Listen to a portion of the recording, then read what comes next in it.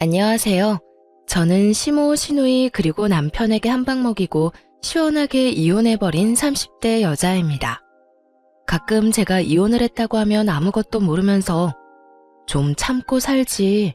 요즘 젊은 사람들은 이혼을 참 쉽게 생각하는 것 같아. 이런 말을 하는 사람들도 종종 있는데요. 그런 말을 들을 때마다 저를 생각해서 해주는 말인 줄 알지만 고구마 100개를 먹은 것처럼 답답한 마음이 드는 건 어쩔 수 없는 일인 것 같아요. 그런 걱정은 굳이 해주지 않아도 될 텐데 하는 마음이 들기도 하고요. 이때까지는 그저 이혼했다는 사실만 밝혔을 뿐 이혼 사유에 대해서 자세히 설명한 적이 없었는데요. 오늘은 제가 평소 애정하는 사연 열차에서 저의 이혼 스토리에 대해 풀어보려고 합니다. 그러면 시작해 보겠습니다. 저와 남편은 흔하디 흔한 소개팅으로 만나 결혼까지 하게 되었어요. 결혼 당시 남편은 모아둔 돈이 별로 없었고 시댁에서도 대학원까지 다니는 시누이 뒷바라지를 하느라 저희 결혼에 도움이 될 형편이 되지 않는 상황이었죠. 형편이 되지 않다고 결혼을 미룰 수도 없는 노릇이고 미룬다고 형편이 더 나아질 것 같지도 않았어요. 그렇다고 없던 일로 하기엔 남편을 너무나도 사랑하고 있었죠. 남편의 능력을 보고 결혼을 결심한 것도 아니었지만 모아둔 것이 없어도 너무 없던 터라 조금 고민스러웠던 것도 사실이에요. 이런 저의 마음을 알았는지 엄마가 선뜻 집을 내어주시더라고요. 딸이 고생하며 사는 것이 싫다고 하시면서요. 혼자의 힘으론 해결이 불가능한 상황이었기에 전 엄마의 도움을 받기로 했고 그렇게 저희는 남들보다 편하게 신혼집을 마련해 살게 되었습니다.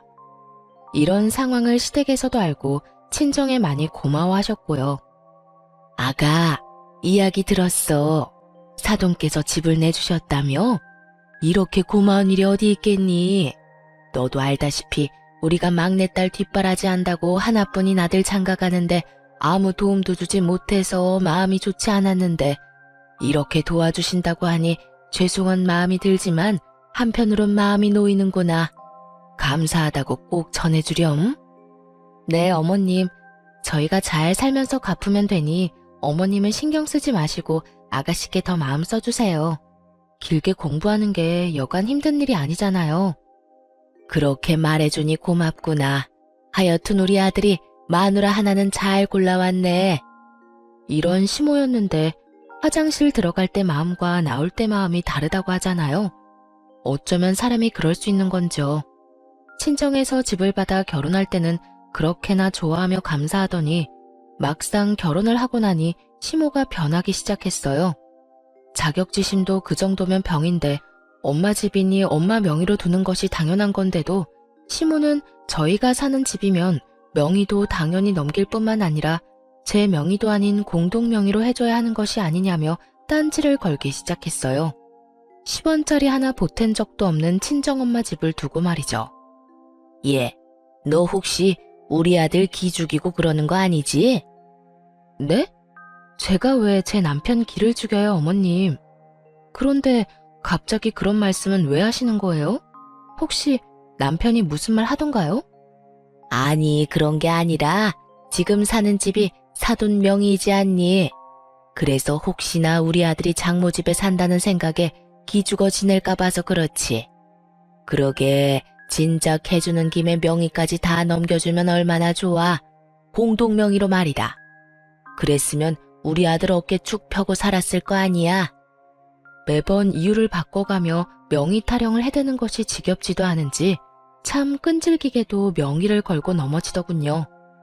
몇 달 동안 같은 문제로 걸고 넘어지니 기계적으로 답하던 그러게요 소리도 나오지 않을 지경이었어요. 그래서 전 이 지겨운 명의 문제를 마무리 짓기 위해 조금 단호하게 나가기로 했어요. 어머님, 제가 이런 말까지 하지 않으려고 했는데요. 아무래도 지금 확실하게 하지 않으면 계속 같은 문제로 감정 상할 것 같아서 말씀드릴게요. 왜? 무슨 할 말이라도 있니? 혹시 명의 바꿔주신다고 하든? 아니요, 명의는 앞으로도 절대 바뀔 일 없을 거예요. 지금 사는 이 집, 저희 엄마가 힘들게 번 돈으로 마련해서 조금이라도 편하게 생활하시려고 세주고 계시던 집이었어요. 생활비에 꼬박꼬박 보탠대던 집, 딸이랑 사위 대출 걱정하지 말고 살라고 내주신 건데 명의까지 바라면 그게 도둑놈 심보 아닐까요? 심지어 집 세금도 여전히 엄마가 내고 계신다고요. 한 푼이라도 더 모아야 저희도 안정된 생활할 수 있다고 하시면서요. 그러니까 앞으로 명의 문제는 꺼내지 말아주셨으면 해요. 이렇게까지 말하면 양심에 찔려서라도 아무 말 못하겠지 했는데 시모는 제 생각보다 더 양심은커녕 생각조차 없는 사람이더군요. 무슨 말을 그렇게 하냐며 도리어 저에게 화를 내기 시작했으니까요. 아니 얘, 너 무슨 말을 그렇게 하니? 도둑놈 심보라니? 넌 내 아들이 도둑놈이란 이 말이니? 집 명의 돌리라고 하는 내가 도둑년이란 이 말이야? 시집 온 지 얼마 되지도 않고 해서 될 수 있으면 큰 소리 안 내고 좋게 지내보려고 했더니 너 도저히 안 되겠구나. 아니 어머님, 제 말은 그런 말이 아니잖아요. 매번 전화하실 때마다 명의 문제로 열을 올리시니 어머님이 바라시는 일은 일어날 일이 없다고 알려드린 거예요. 다 됐고 너 이번 주 주말에 집에 좀 오거라. 네가 할 일이 있어. 이러고 끊어버리는데 정말 사람 미칠 지경이더군요. 제가 노는 사람도 아니고 저도 엄연히 회사 생활을 하는 데다가 시댁까지 3시간은 넘게 걸리는데 특별한 날도 아니고 저를 골탕 먹이려고 하는 것이 뻔히 보이는데 이를 어쩐다 싶었어요. 저는 하는 수 없이 남편에게 이러한 사실들을 털어놓으며 남편에게 도움을 구하기로 했죠. 여보, 사실은 어머님께서 결혼하고 난 후로 계속 우리가 사는 집 명의까지 넘겨받아야 하는 거 아니냐고 하셔. 그것도 공동명의. 그게 당신 기 세워주는 일이라면서 하시는데 내가 매번 그건 좀 곤란하다고 해도 늘 같은 말만 하시네. 그랬어? 그런 일이 있었으면 진작 말을 하지 그랬어. 엄마도 참 욕심이 과하셨네. 당신 걱정되는 마음에 그렇게 말씀하시는 거 알겠는데 이번에 또 전화와서 그러시길래 그건 안 되는 일이라고 좀 단호하게 말했더니 주말에 집에 오라고 하시더라고. 할 일이 있다면서. 어떻게 하지? 어떻게 하긴 뭘 어떻게 해. 가면 혼은 혼대로 나고 일은 일대로 할 게 뻔한데. 가지마. 내가 엄마한테 전화해서 일 있다고 잘 말할게. 당신 회사에 중요한 일 맞아서 주말에도 일 나간다고 하면 돼. 그러면서 당신이 요즘 나한테 여러모로 신경 많이 써준다고 슬쩍 흘리면 엄마도 마음 풀릴 테니까 너무 걱정하지 마. 고마워. 고맙긴 내가 미안하지. 엄마가 괜히 당신 귀찮게 해서 앞으로 그런 말 안 나오게 내가 잘 말해볼게. 이때까진 남의 편이 아닌 제 편이었던 남편은 호언장담한 대로 시모를 잘 구워 삶은 모양이었어요. 다음날 시모에게서 다정한 목소리로 주말에 바쁘면 굳이 오지 않아도 된다는 전화를 받았거든요. 이로써 더는 시댁 일로 신경 쓸 일이 없겠거니 했는데 글쎄 더 큰 문제가 저를 기다리고 있더군요. 그건 바로 시누이였어요. 시누이는 철딱서니가 없어도 그렇게 없을 수가 없었는데 가끔 시댁에 갈 때마다 제가 본 시누이의 모습은 저희가 오든 가든 인사도 하지 않는 것은 기본이었고 방에서 온종일 뭘 하는 것인지 방은 엉망진창 그런 난리도 또 없더군요. 그런 인간이 집안일을 돕는 일은 전혀 없었고 식사 자리도 가장 늦게 나와 밥만 딱 먹고선 제 밥그릇 한번 치우는 법이 없더군요. 본인 행동은 그따위로 굴면서 입만 열면 하는 말은 가관이었어요. 언니, 엄마한테 들었는데 생전 엄마한테 전화 한 통 안 한다면서요? 며느리로서 적어도 일주일에 한 번은 시어머니한테 연락해야 하는 거 아니에요? 도리 몰라요, 도리? 적어도 도리는 지키면서 삽시다, 우리. 그거야 제가 연락드리기 전에 어머님이 전화를 주시니까 굳이 제가 할 필요가 없어서요. 어머님께서 일주일에 많으면 4번, 적어도 2번은 연락해 주시는데 굳이 저까지 연락을 드려야 할까요? 아무리 그래도 엄마가 먼저 하는 거랑 언니가 먼저 하는 거랑 느낌이 다르잖아요. 아무튼 언니도 엄마한테 연락 좀 하고 살라고요. 아가씨, 연락 문제는 어머님이랑 저랑 알아서 할게요. 방금 말했다시피 어머님이 그렇게 자주 연락이 오는데 제가 궁금한 게 뭐가 있을 것이며 제가 굳이 먼저 연락할 일이 뭐가 있겠어요? 아가씨는 나중에 결혼하면 시어머니랑 일주일 내내 연인 사이처럼 전화통화하면서 지낼 수 있어요? 별로 할 말도 없는데 굳이 도리상? 그건 아니지만. 그거 아니면 그냥 저희 일은 저희가 알아서 하게 두고 아가씨 일이나 신경 써요. 어머니께 들어보니 아가씨 방 청소도 제대로 안 한다고 한숨 쉬시던데. 딸 된 도리로 나이 많은 엄마를 부려먹으셔야 하겠어요? 그것뿐이에요. 매번 올 때마다 밥그릇 한 번 치우는 모습을 본 적도 없고 자기가 먹은 밥그릇 설거지통에 담는 게 힘든 일은 아니지 않나요? 전 진정한 도리가 무엇인지 시누이에게 알려주었고 제 말에 시누이는 입을 꼭 다물고 그저 저를 노려보다 방으로 들어가 버리더군요. 본인이나 잘하지 어디서 도리 운운하며 시누이 노릇이나 하려고 드는 건지 어이마저 없는 지경이었어요. 더 어이없는 건 이런 시누이에게 오냐오냐 하는 남편의 태도였어요. 여동생이 정신을 못 차리고 버릇없이 굴면 남편이라도 나서서 한 소리 해야 할 텐데 이래도 최고 저래도 최고. 남편은 그저 여동생이 죽으라면 죽는 신용까지라도 할 태세였습니다. 그러던 어느 날 일이 터지고야 말았어요. 여보, 제발 정신 좀 차려.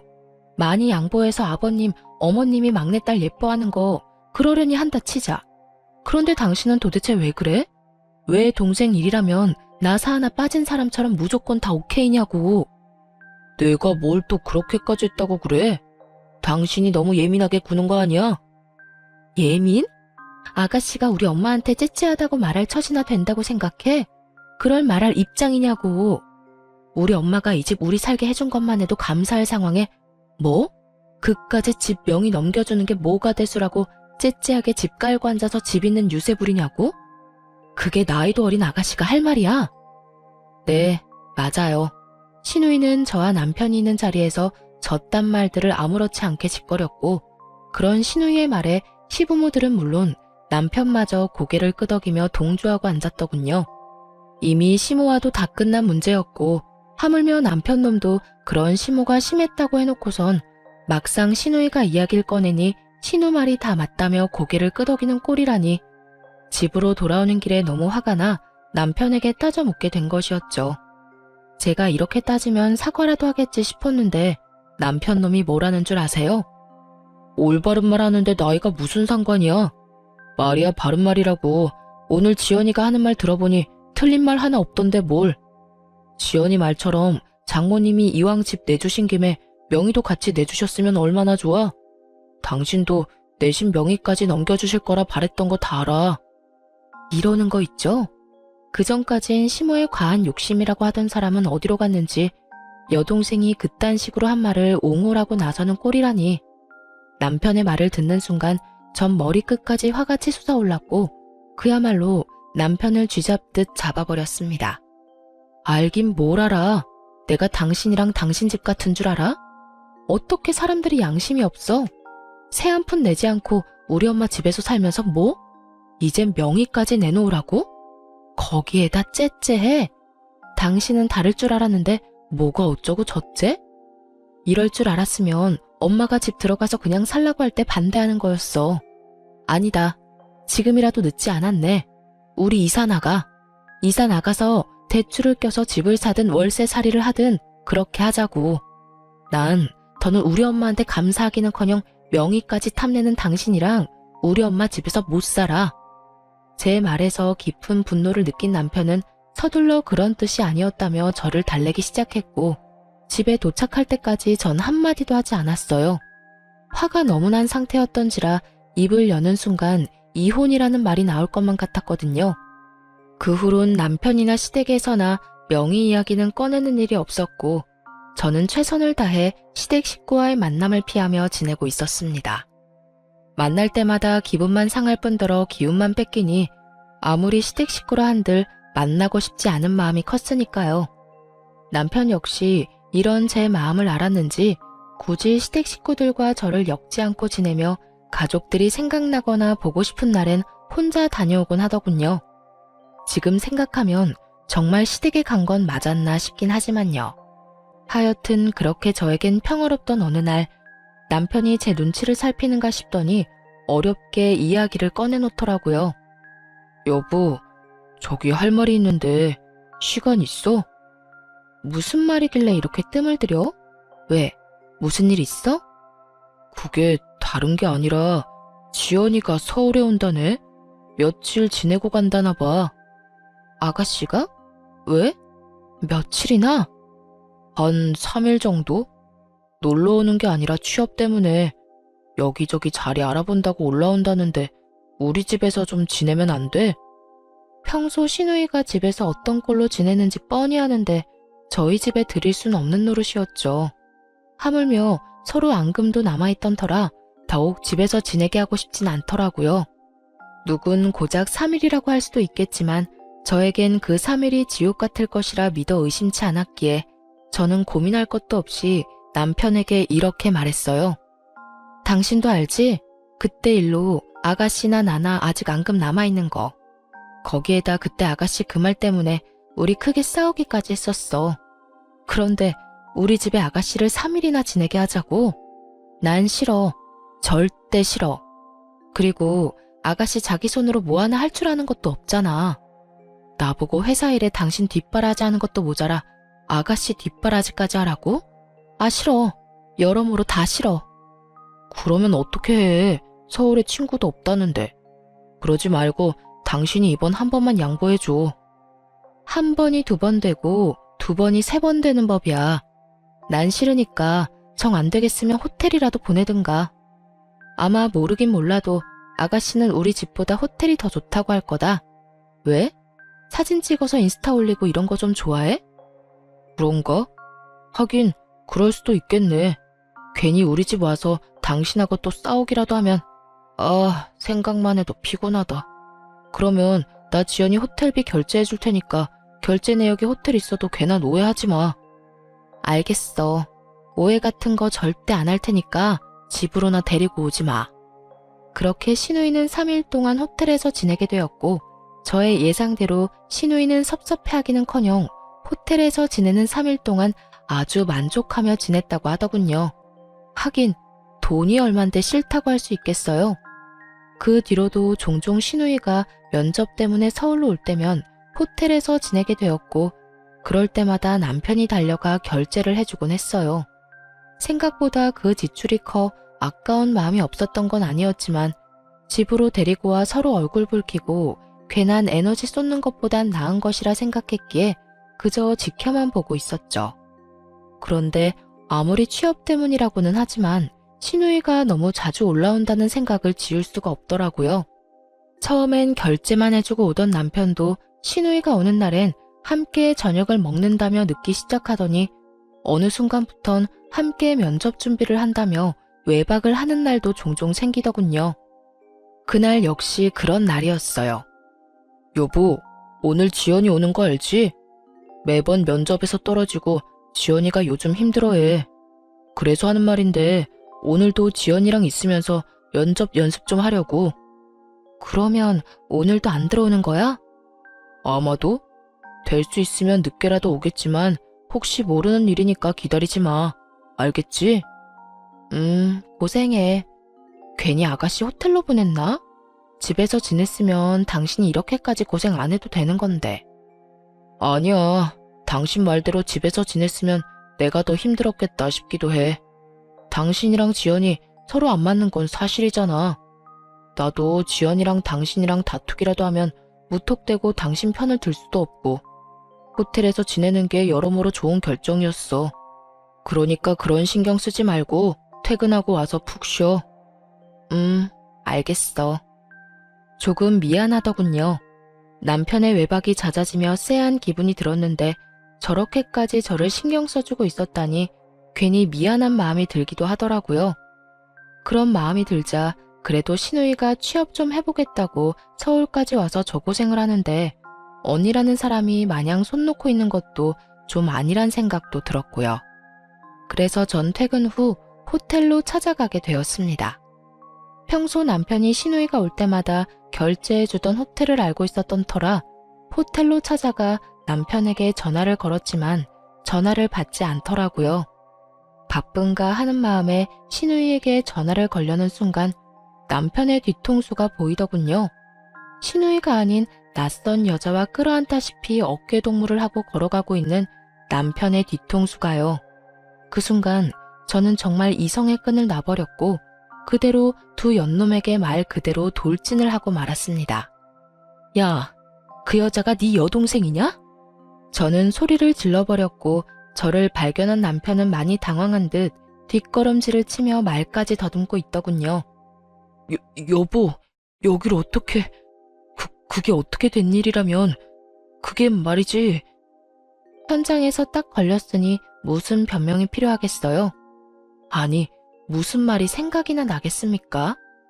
남편은 어떤 말도 생각이 나지 않는지 그저 같은 말을 반복하며 저를 보고 있더라고요. 그래, 무슨 할 말이 있겠어. 이렇게 현장에서 딱 걸렸는데 말이야. 언제부터니? 도대체 언제부터 바람 피우고 돌아다녔냐고. 그리고 바람을 피우려거든 들키지나 말지. 떡하니 아가씨가 드나들던 호텔에서 이러고 싶니? 내가 찾아올 거란 생각은 전혀 하지 못한 거야. 그 머리로 어떻게 대학은 가고 어떻게 취업을 했니? 저는 고래고래 소리를 질러댔고 그 순간 상간녀는 제 눈치를 살핀다 싶더니 도망치려 자세를 잡고 있더군요. 그래서 그냥 도망치게 뒀냐고요? 그럴 리가요.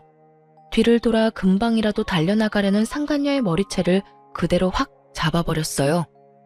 야, 감히 어딜 도망가려고? 이 상황 수습은 해놓고 가야 할 거 아니야. 보아하니 하루 이틀 만난 사이는 아닌 것 같은데 두 사람 언제부터 만났니? 내 남편 언제부터 만났냐고. 이거 놓고 말해요. 머리카락 다 뽑힌다고요. 아, 진짜 쪽팔리게 이게 뭐예요? 이렇게 우악스럽게 굴지 말고 이거 놓고 대화로 하자고요. 교양 없게 이게 무슨 짓이에요? 교양? 교양 같은 소리 하네. 너는 교양이 철철 흘러넘쳐서 가정 있는 남자랑 호텔 오니? 내가 아는 교양은 그런 말이 아니었는데 요즘은 바뀌었나 보다. 그쪽 남편이랑 그런 사이 아니거든요? 그래. 거래처 사람인데 급하게 받아야 할 자료가 있어서 잠시 들린 거라고요. 여기 있다고 하길래 잠시 온 거라고. 아무것도 모르면서. 그러니까 얼른 놔달라고요. 아, 너희 회사에선 거래처 사람이랑 어깨 동무도 하고 호텔 로비에서 뽀뽀도 하고 그러는가 봐. 왜? 이것도 아니라고 우겨보시지? 여기 CCTV 쫙 깔려있거든? 너도 눈은 있지? 여기도 저기도 CCTV 달려있는 거. 이게 잘못했다고 싹싹 빌어도 모자랄 판국에 뭐? 아무것도 몰라? 저는 미친 소리를 짓거려대는 상간녀의 머리채를 잡고 흔들어버렸고 벙쪄있던 남편놈이 이러다 상간녀 잡겠다 싶었는지 급하게 저를 저지하고 나서더군요. 여보, 그만해. 이러다 사람 잡겠어. 내가 다 설명할 테니 우선 이 사람 보내고 집에 가. 집에 가서 이야기하자고. 남편은 필사적으로 제 소나기에서 상간녀를 떼놓았고 제가 그런 남편을 노려보는 사이 상간녀는 걸음아 나 살려라 도망을 치더라고요. 저에게 머리채를 뜯기느라 내팽겨쳐진 가방도 챙기지 못하고요.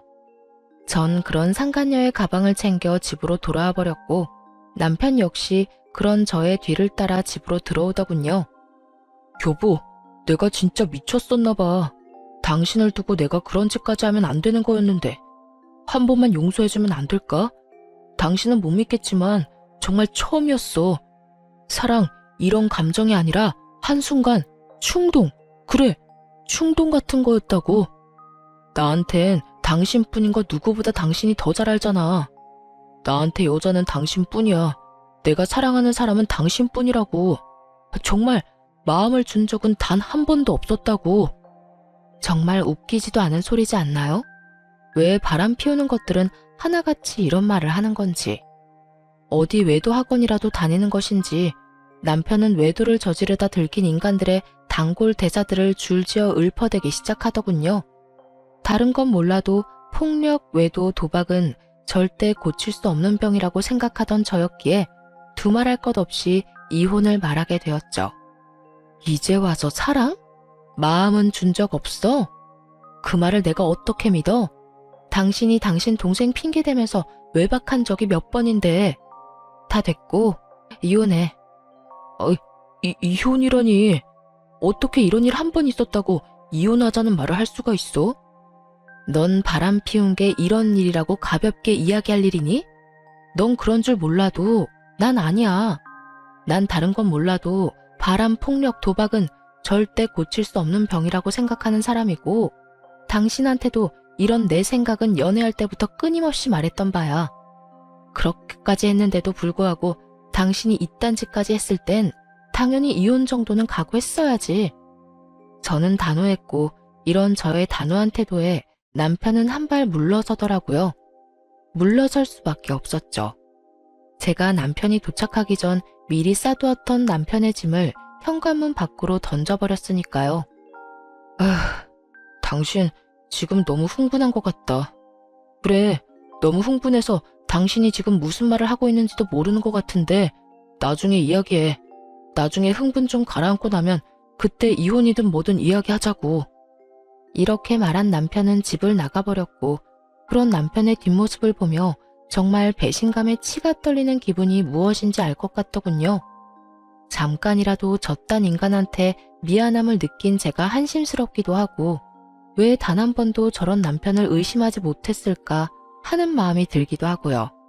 하긴 여동생 핑계로 그것도 다른 것도 아닌 취업을 앞세워 외도를 저지르고 있었으니 의심을 할 수도 없는 상황이었죠. 거기에다 시누이가 정말 올라온 적도 있었고 그런 시누이라면 벌벌 떠는 남편이었으니 꿈에도 생각하지 못했던 것입니다. 그렇게 남편에 대한 원망과 스스로에 대한 한탄으로 치를 떨고 있는데 집에서 나간 지 5분도 되지 않은 남편에게서 전화가 오더군요. 제 휴대전화가 아닌 상간녀가 미처 챙기지 못한 가방 안에 들어있던 상간녀의 휴대전화로요. 하트만 5개인 이름이 뜨고 전 직감적으로 남편임을 알았고 전 전화를 받아 아무 말도 하지 않고 있었어요. 제가 아무 말도 하지 않자 남편은 화가 난 상간녀가 아무 말도 하지 않고 있다고 생각했는지 혼자 말을 쏟아내기 시작하더군요. 자기야, 화 많이 났어? 왜 아무 말도 안 해? 그래. 나 같아도 화 많이 났을 것 같아. 미안해. 내가 좀 더 조심했어야 했는데 갑자기 그렇게 찾아올지 꿈에도 몰랐어. 나 집에서 쫓겨났다. 이혼하자네. 눈 하나 깜짝하지 않고 이혼하자는데 어쩌면 그렇게 독한지. 하긴 그 여자가 독한 구석이 있어. 내가 말했었지? 그 여자 독하다고. 차라리 잘 됐어. 내가 빨리 정리할 테니까 자기가 늘 원하던 대로 우리 같이 살자. 나 이제 자기뿐이야. 내가 그 여자랑 정리만 깔끔하게 되고 나면 자기한테 잘할게. 우선 이혼 전까진 우리 거리를 좀 두면서 지내야 할 것 같아. 이 여자 지금 눈이 완전 뒤집혀서 무슨 짓까지 할지 예상이 안 돼. 혹시나 회사 찾아와서 난리라도 부리면 우리 둘 다 무사히 회사 생활하는 건 힘들 거야. 내가 끝까지 이혼은 안 된다고 하면서 이 여자 마음 달래면 이혼은 하더라도 회사까진 찾아오지 않을 거야. 그렇게까지 치사하게 굴 여자는 아니거든. 하여튼 지금도 당장 자기한테 가고 싶은데 혹시나 사람 붙였을 수도 있어서 못 가. 그러니까 너무 섭섭해하지 말고 많이 놀라고 화났을 텐데 진정 좀 하고 쉬어. 그럼 끊을게. 사랑해 자기야. 난 자기밖에 없어. 끝까지 절절한 남편의 고백을 듣고 있자니 덜덜덜 떨리던 치가 촥 가라앉는 느낌이 들더군요. 머리가 확 맑아졌다고나 할까요? 배신감에 마비되었던 이성이 제자리를 찾으며 정신이 또렷해졌어요. 전 상간녀의 가방을 살펴보기 시작했고 남편의 회사명이 찍힌 볼펜부터 물티슈까지 나오더군요. 남편의 말과 회사명이 찍힌 물건들을 보아하니 상간녀는 절대 거래처 사람이 아닌 같은 회사 동료일 거란 확신을 하게 되었어요. 다음 날 전 상간녀의 가방을 챙겨 남편의 회사로 갔고 아니나 다를까 저의 확신처럼 남편 대신 상간녀가 남편의 부서에서 저를 반겨주더군요. 여길 어떻게... 여기서 이러지 말고 나가서 이야기해요. 당신 남편도 지금 여기 없다고요. 지금 아침 회의 들어가서 여기 없어요. 그러니까 나가서 이야기하자고요. 저를 본 상간녀는 저를 잡아 끌며 속삭이기 시작했고 전 그런 상간녀의 팔을 뿌리치며 큰 소리를 내며 말했어요. 어제 머리채 잡힌 거로는 부족했어? 어디서 감히 내 몸에 손을 대? 왜? 오늘은 뺨이라도 한 대 때려줘? 외부인의 등장과 그 외부인의 입에서 나온 자극적인 말들, 사무실 안의 사람들의 이목을 주목시키기엔 부족함이 없는 조합이었죠. 그 조합에 보답하듯 사람들의 시선이 상간녀와 저에게 꽂히기 시작했고, 상간녀는 안간 힘을 쓰며 저를 설득하려 애를 쓰더군요. 그런 게 아니라 여긴 회사잖아요. 제가 다 잘못했으니까 제발 나가서 이야기해요. 누구 좋으라고 나가서 이야기해. 내 남편은 어디 갔니? 아, 네 애인이라고 해야 하나? 이게 무슨 상황인가 눈을 반짝이며 구경하던 사람들은 제 말을 듣자마자 저마다 놀라 탄성을 자아내기 시작하더군요. 손가락질하며 그럴 줄 알았다 하는 사람들도 있었고요. 이보세요. 이것도 엄연히 명예훼손인 거 알고 있어요? 경찰에 신고하기 전에 당장 나가요. 나가서 이야기를 나누든 뺨을 때리든 나가서 하자고요. 경찰? 경찰은 내가 부르고 싶은 심정이야. 아, 다 됐고 내 남편 얼굴 보고 가겠다는데 그것도 안 되는 거니? 호텔은 너랑 다녀도 호적은 아직 내 남편인데 얼굴 정도는 보고 가야 하지 않겠어? 이호민 씨, 혹시 이호민 씨 어디 갔나요? 제 입에서 남편의 이름이 나오는 순간 남편이 저에게로 달려오는 모습이 보이더군요. 얼굴이 사색이 되어서요. 여보, 회사까지 찾아오면 어떡해? 내가 내 발로 오겠다는데 네가 무슨 상관이야? 그리고 내가 그냥 왔겠니? 네 애인 가방 주러 왔어. 어제 호텔에서 두고 간 가방. 아, 여기 안에 전용 휴대전화도 있었는데 몰랐지. 하긴 몰랐으니까 어제 전화로 그딴 말이나 짓거려댔겠지. 여보, 그럼 어제 나랑 통화한 게 당신이야? 다 듣고 있었던 거야? 그런데 왜 아무 말도 안 했어? 내 욕을 그렇게나 하는데 내가 무슨 할 말이 있겠어. 그렇게 싫어하는 줄도 모르고 참고 산 내가 바보 등신이지. 하여튼 이 가방 안에 우리 이혼 서류도 들었으니까 도장 찍어서 법원에서 봐. 그렇게 원하는 이혼 해줄 테니까 둘이 함께 알콩달콩 잘 살아봐. 그 행복 언제까지 이어질진 모르겠지만 그렇게 소원이라니 물러서 줘야지. 여보, 그 말을 다 진심이라고 생각하는 거야? 어제는 나도 화가 나서 그랬어. 다 진심일 리가 없잖아. 그리고 아무리 그런 상황이라도 그렇지 회사까지 찾아오면 어떡해. 이렇게까지 난장판을 치면 회사 생활 어떻게 하라고. 내가 이 와중에 니놈 회사 생활까지 걱정해줘야 해? 전현 회사 생활까지 걱정해줘야 하냐고. 내가 너같이 모자란 거 데리고 살아주니까 진짜 혹은 줄 알았니? 네가 잘못했다고 빌면 마음 약해져서 네가 원하는 대로 움직여줄 거라 생각했어? 꿈도 꾸지 마라. 내가 이때껏 참고 산 건 니까지 것도 남편이었으니까, 니까지 걸 사랑했으니까 다 참고 산 거야. 이젠 나한테 사랑 같은 건 없어. 그러니까 나한테 다른 거 기대하지 말고 이혼 준비나 해. 전 냅다 소리를 질러버렸고 제 말을 듣고 있던 직원분들 중엔 저에게 감정이입을 과하게 하셨는지 우시는 분도 계시더군요. 그 사람들 사이에 손톱을 물어뜯으며 주변 눈치와 제 눈치를 살피는 상간녀와 눈이 마주치는 순간 저는 이렇게 말하고 그 자리를 떠났습니다. 너 상간녀 소송 준비해? 아주 잘 열심히 준비하는 게 좋을 거야. 내가 너도 가만두진 않을 거니까. 그렇게 무사히 이혼 통보와 함께 회사에 소문내기를 마친 저는 변호사를 만나며 이혼 준비에 정신없는 날들을 보내고 있었어요. 이혼 결정만 하면 당장이라도 이혼할 수 있을 줄만 알았는데 현실은 그렇지 않더라고요. 특히나 남편은 이혼에 협조적이지 않았고 상간녀 역시 쉽게 인정하지 않았어요. 그렇게 점점 지쳐가는 사이 저의 전투력을 다시금 일깨워주는 연락을 받게 되었어요.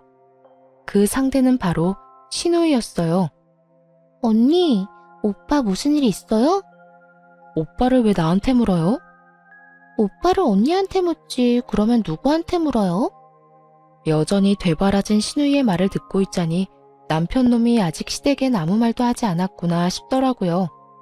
이 꼴을 보기 싫어서라도 제 입으로 다 말을 해버릴까 싶기도 했지만 그래도 이런 건 본인 입으로 해야 한다 싶은 마음에 조금 참기로 했죠. 오빠 바쁠 거예요. 요즘 이런저런 일이 많아서 정신 없을 거예요. 왜요? 무슨 일 있어요? 급한 일이면 회사로 전화해 보든가요. 급하긴 한데 회사까지 연락할 일은 아니고 그냥 언니한테 말할게요. 저 드디어 취업이 됐는데 오빠 집이랑 가깝더라고요. 한 번에 가는 교통편도 있고. 그래서 말인데 저 따로 지낼 곳 구할 때까지 오빠 집에서 지내도 되죠? 한 달 정도면 되지 않을까 싶은데. 역시는 역시다 싶더군요. 어쩌면 처음부터 끝까지 이리도 당당하게 사람 속을 뒤집어 놓을 수가 있는지 전 당연히 안 된다고 했고 신우이는 개거품을 물며 따지기 시작했어요. 하루도 절대 안 되는 판국에 한 달이요? 될 거라고 생각하는 건 아니죠?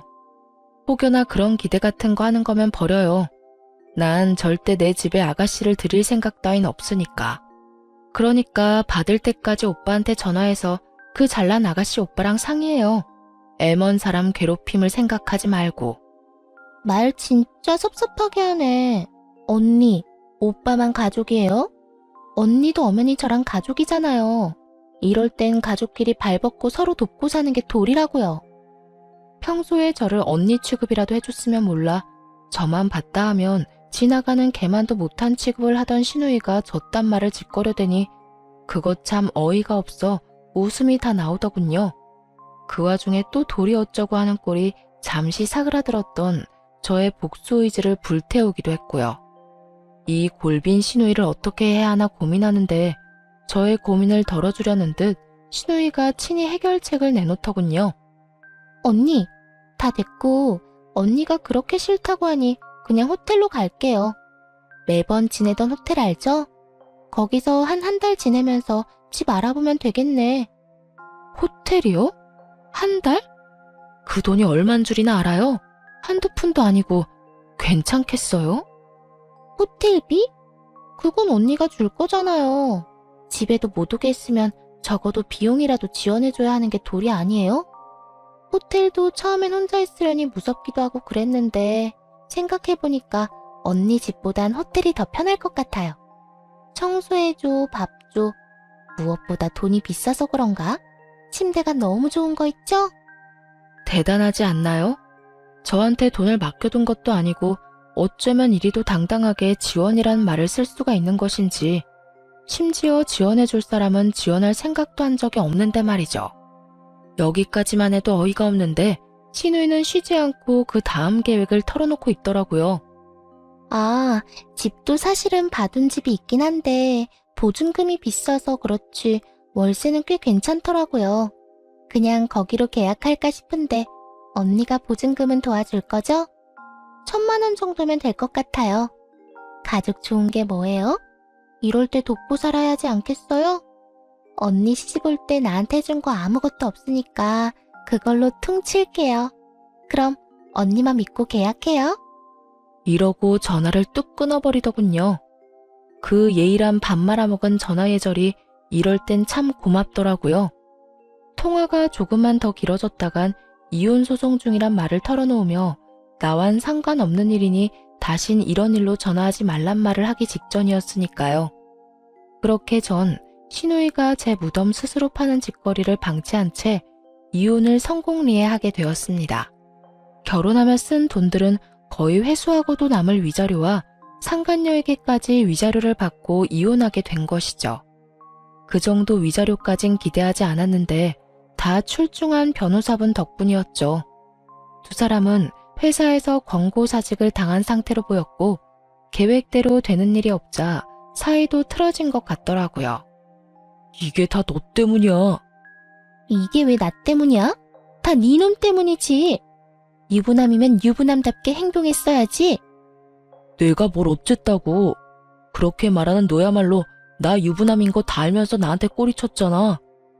말술을 마시면서 맥주 한 잔 먹고 어지럽다고 하질 않나. 호텔 구경을 하고 싶다고 하질 않나. 내가 미쳤지. 이런 상여인 줄도 모르고 넘어간 내가 한심한 놈이지. 그러게, 누가 넘어오래? 좋다고 넘어온 사람이 누군데? 그리고 너만 손해가 막심한 줄 알아? 나도 마찬가지다 이거야. 내 나이가 몇 살인데 회사 잘린 것도 모자라 상간녀 딱지까지 어떻게 책임질 거야? 내가 왜 책임져? 자기 인생은 스스로 책임지고 챙기고 살아야지. 하여튼 소송만 끝나면 다신 보지 말자. 니년만 보면 화가 치밀어 오른다고. 어쩌다 니년 같은 걸 만나서 내 꼴이 이렇게 됐나 해서. 이렇게 네가 잘했니 내가 잘했니 싸우는 꼴을 종종 보이곤 했으니까요. 이것만으로도 통쾌한데 더 통쾌한 일이 저를 기다리고 있더군요. 이혼하고 난 후 전 남편이 이혼 소식을 시댁에 전했는지 화가 잔뜩 난 전 시누이에게서 연락이 왔더라고요. 언니, 이혼했다는 거 사실이에요? 왜요? 왜 이혼했는데요? 내가 그런 것까지 너한테 말해야 하니? 내가 왜? 너 지금 너라고 했어요? 아, 이혼했다 이거예요? 됐어. 그깟 호칭이 뭐라고. 다 됐으니까 이혼했어도 내 호텔비랑 보증금은 해줄 거죠? 나 방 계약도 다 했단 말이에요. 아이 참, 왜 이혼하고 난리야? 왜 나한테 한마디 상의도 없이 이혼하냐고. 간도 크다 했어요. 저는 이러다 할 대답도 하지 않았는데 덜컥 방부터 계약했다고 난리를 부려대더군요. 거기에다 한 달이 남짓한 시간 동안 정말 호텔에서만 쭉 지낸 듯 했고요. 내가 왜? 내가 언제 해준다고 했었나? 그리고 아주 만약에 내가 이혼 안 했더라도 네 호텔비는커녕 보증금 따위 줄 생각은 전혀 없었어. 그런데 지금 이 상황에 내가 왜 너한테 돈을 주겠니? 꿈 좀 깨라. 이제 와서 그렇게나 하면 어떡해요. 지금 쓴 돈이 얼만데. 그러지 말고 호텔비는 오빠한테 달라고 할 테니까 보증금이라도 좀 해달라고요. 마지막 선물. 그래, 마지막으로 나한테 주는 선물이라고 생각하면 되겠네. 마지막 돌이라고 생각하고 오빠한테 받은 위자료로 딱 보증금만 해줘요. 해달라고요. 아, 해달라고. 이러면서 악을 쓰기 시작하는데 도저히 좋은 말론 말이 통하지 않겠더라고요. 제 입 더러워지는 것이 싫어 험한 말은 하고 싶지 않았는데 하는 수 없겠더군요. 이런 미친년이 있나? 야, 미쳐도 곱게 미쳐. 너 나한테 돈 맡겨놨어? 어디 빚쟁이처럼 돈 내놓으라고 이 난리야? 네가 쓰고 네가 쓴 돈 네가 알아서 해결해. 그리고 말끝마다 돌이 찾아대는데 그 좋아하는 돌이 너나 잘 지켜. 나이 먹고 자기 밥그릇 하나 씻을 줄도 모르고 자기 방 청소 한 번 제대로 한 적 없는 년이 어디서 감히 돌이 타령이야. 다시 한번 전화해서 돈 내놔라 하기만 해봐. 내가 네 회사까지 찾아가서 입사하자마자 잘리게 해줄 거니까. 알겠으면 끊어. 제 말이 통했는지 그 뒤론 연락 같은 건 오지 않더라고요. 얼마나 통쾌했는지 모릅니다. 제 입까지 더럽힌 것이 못내 찝찝하긴 했지만 어찌되었든 할 말은 다 했으니까 그걸로 됐다 싶었어요. 그렇게 그 질긴 인연도 끝일 거라 생각했는데 며칠 뒤 전 남편에게 연락이 와 득달같이 따지고 들더군요. 너 진짜 무슨 생각으로 그랬어? 나 엿먹이려고 그랬냐? 우리 지연이 엿먹이려고 그랬냐고. 이혼 소송 중이라고 말이라도 해줬으면 지연이가 계약까지는 안 했을 거 아니야. 이제 어떻게 할 거야? 호텔비야 내가 줬지만 계약금은 다 날리게 생겼다고. 이 지긋지긋한 인간은 끝까지 제 탓을 하며 물고 늘어지더군요. 하긴 이런 인간이니 외도나 저지르고 회사도 잘리는 게 아니겠어요? 전 그런 남편놈에게 한껏 비웃음 가득한 목소리를 내며 이렇게 말해주었어요. 동생이라는 년이나 오빠라는 놈이나 쌍으로 미쳤구나. 정신 차려. 호텔에서 돈 쓴 것도 네 동생, 생각 없이 덜컥 계약부터 한 것도 네 동생이야. 계약금 날리는 게 아까우면 네가 대출을 받든 장기를 팔든 해서 보증금 해주면 되는 거고, 그것도 안 되면 네 집에 말해. 나한테 이러지 말고. 뭘 잘했다고 나한테 그런 설명을 해라 마라 명령질이야? 내가 이혼할 판국에 그런 설명까지 친절하게 하리? 제발 정신 차리고 나한테 2번 다시 연락하지 마. 알겠어? 전화를 끊은 저는 그 지긋지긋한 인간들의 전화를 다 차단하며 비로소 전 남편과 전 시댁과의 인연의 마침표를 찍었습니다. 그 후 신혼집으로 지내던 집은 다시 세를 주고 전 친정에서 지내고 있습니다. 오만정이 떨어진 이혼이라고 한들 심적으로 너무 힘들더라고요. 그런 저에게 친정엄마는 함께 살자고 해주셨고 저는 죄송하긴 했지만 엄마의 뜻을 따르기로 했습니다. 처음엔 엄마 역시 상심이 크시긴 하셨지만 그간 제가 어떻게 지냈는지 듣게 되시며 차라리 잘했다고 해주시더라고요. 그렇게 살다간 제 명대로 살진 못했을 거라고요. 전 여전히 회사에 다니며 잘 지내고 있어요. 이혼 이후 그간 꽉 막혔던 운이 트이는 듯 일도 잘 진행된다 싶더니 현재는 진급까지 앞두고 있어요. 일도 잘 풀리고 가정에서 스트레스 받을 일도 없으니 삶의 활력도 생기고 마음도 훨씬 여유로운 것이 왜 진작 이혼하지 않고 버티고 살았나 후회까지 되는 거 있죠. 이로써 저의 긴 사연도 끝이 났네요. 저의 긴 사연 함께 해주셔서 감사합니다.